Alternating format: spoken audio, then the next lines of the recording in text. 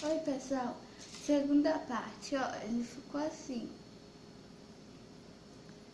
Vocês têm que ficar esticando, mas eu estico. Ele fica meio molhado, mas ele vai. Você tem que ficar mexendo. Que aqui, ó, como é que ele tá ficando.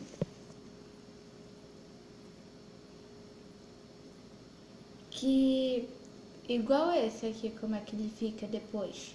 Ele fica depois assim, esticado. Aí eu fiz o azul, que até ficou bem mais esticado.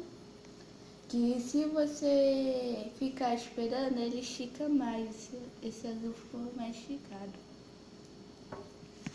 E eu achei o outro, que esse foi meu primeiro teste. Que deu massinha, ficou massinha. Ficou duro, ao mesmo tempo mole. Ele tá meio molhado. Aqui. Ele é bom pra ficar fazendo massinha. E aí, ele ficou massinho.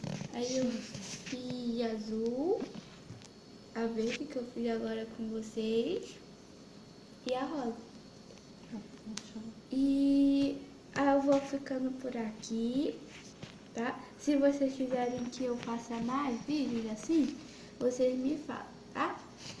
Beijo, tchau. Mas eu quero uma meta de like. Vai ser 100 likes, tá bom? Quero ver se vocês conseguem. Beijo.